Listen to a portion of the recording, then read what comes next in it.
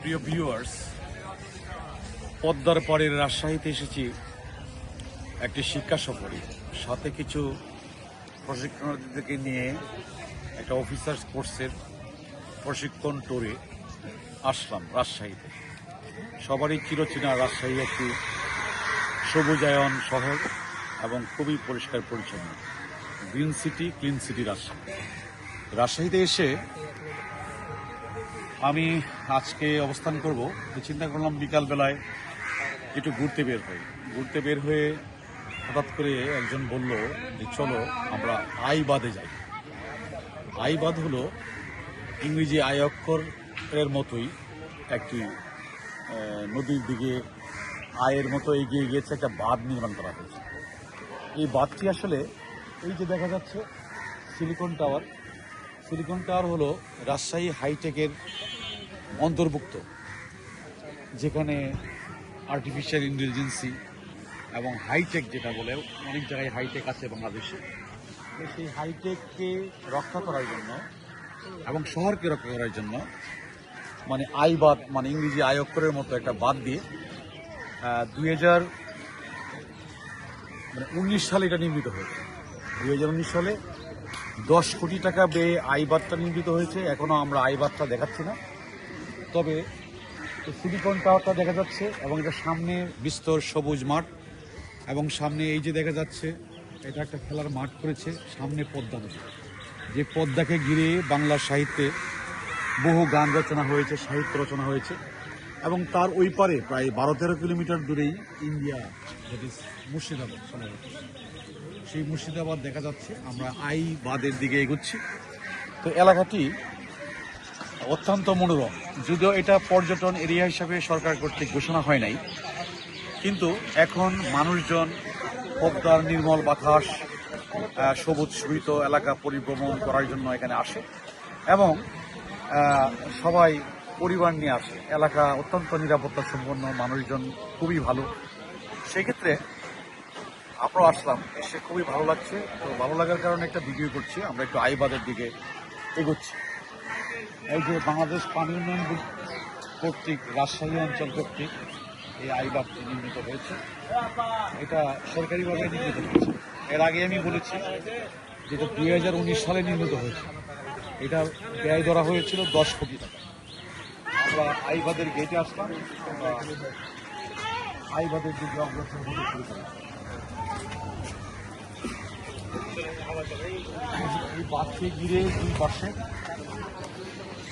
এক ধরনের ছোট ছোট ব্যবসায়ীরা নিত্য প্রয়োজনীয় পণ্য নিয়ে বসে আছে।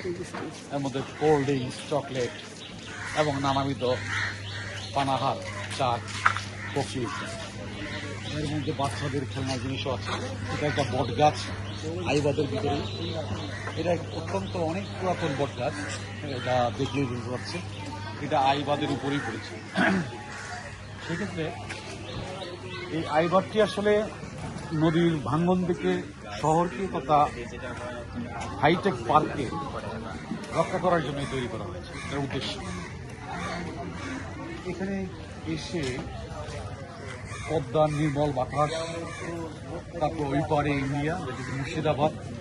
একটু পরে আমরা ভিডিওতে মানে মুর্শিদাবাদকে স্পষ্ট করে যতটুকু ক্যামেরা আনা যায় দেখাবো। এখন সূর্যের প্রচণ্ড মানে আলো, তাপ, সূর্য যদিও বিকালের দিকে ঢেলে পড়ছে, তারপরে সূর্যের যে তাপ, বেশ তাপ। আমরা আইবাদ দিয়ে হেরে যাচ্ছি। আপনারা লক্ষ্য করুন, এটা ইংরেজি আয়ের মতো লম্বা। এটা নদীর উপরেই এই বাঁধটি তৈরি করা হয়েছে এবং এখানে নদী ছিল। আমরা যেখানে হাঁটছি সেটা আইবাদটি নির্মাণের পূর্বে পুরোপুরি পানি ছিল, নদী ছিল। নদীর টলমল ঢেউয়ার তো এমন নাই, কিন্তু স্রোত আছে। পদ্মার যে স্রোতের কথা আপনারা সাহিত্যে বিভিন্ন জায়গায় পড়েছেন, সেই অনুযায়ী স্রোত এখনো বিদ্যমান, ঘূর্ণিপাক খাচ্ছে পানিগুলো। এবং ওই পাড়েই দেখা যাচ্ছে, এই একটু সামনে দেখা যাচ্ছে এই গাছগুলি, এগুলি মুর্শিদাবাদ, ইন্ডিয়ার মুর্শিদাবাদ। তো আমরা আজকে এই আইবাদটি দেখতে এসে আমাদের কাছে খুবই ভালো লেগেছে। এবং এই আইবাদে দাঁড়িয়ে যখন বিকাল হবে, রোদটা একটু কমে যাবে, তখন এখানে মানুষের ভিড় আরও বাড়বে। এই যে চেয়ার, প্লাস্টিকের চেয়ার দিয়ে লোকজন ফুচকা বিভিন্ন জিনিস বিক্রি করবে। তো সবচেয়ে আজকের মূল কথাটা হলো এই আইবাদটা, এটা একটা গুরুত্বপূর্ণ একটা বাঁধ, যেটা শহর রক্ষা এবং হাইটেককে সিলিকন টাওয়ার সহ হাইটেককে রক্ষা করার জন্য এটা বানানো হয়েছিল এবং 10 কোটি টাকা ব্যয় পানি উন্নয়ন বোর্ড কর্তৃক এটা তৈরি করা হয়েছে। আজকে এখন হাইটেক রিক্রিয়েশন এলাকা হয়েছে, মানুষজন বিনামূল্যে টাকা খরচ না করে, প্রবেশ মূল্য নেই, কোনো কিছুই নেই, মানুষজন এসে নির্মল বাতাস এবং পদ্মার মনোরম দৃশ্য দেখতে পাচ্ছে। এটা কম কথা নয় যে এত সহজে বিনা খরচে আমাদের দেশের প্রধান নদীর মধ্যে একটি নদী পদ্মাকে আমরা অবলোকন করতে পেরেছি। এবং এখানে আইবাদের মাধ্যমে আমরা ওই সামনেই ইন্ডিয়ার মুর্শিদাবাদ দেখা যাচ্ছে। পানিগুলি অনেক স্রোত আছে, এখানে অনেকগুলি ঘুরপাক খাচ্ছে। তো এই স্রোতের কারণে পদ্মার যে এক সময়কালের বিশাল বর্ণনা, সুদর্শিনী পদ্মার ডিউরি গান শুনেছেন, কত কিছুই পদ্মাকে নিয়ে রচিত হয়েছে। আজ সে পদ্মা আমাদের চোখের সামনে। পদ্মার তেজ কমে গেছে, ঠিক তো আর এখন আর নাই। তারপরে পদ্মা তো পদ্মাই, বৃহৎ নদীগুলির মধ্যে এটা একটা পদ্মা। তো সেই ক্ষেত্রে এখানে কিছু নৌকাও আছে, মানুষ ভ্রমণ পিপাসু মানুষ যারা নৌকা ভ্রমণ করতে চায়, গ্রামের ছেলে শহরে গিয়ে শহরের বাবু হয়েছে, যে নাতি নাতর এই লোকগুলি এখন নদীর সাথে, নৌকার সাথে যাদের নাই, কালচারালি সংযোগ নেই, তারা এই নৌকা চড়ে পদ্মার বুকে একটা স্মৃতি হয়ে থাকে, ছবি তুলে।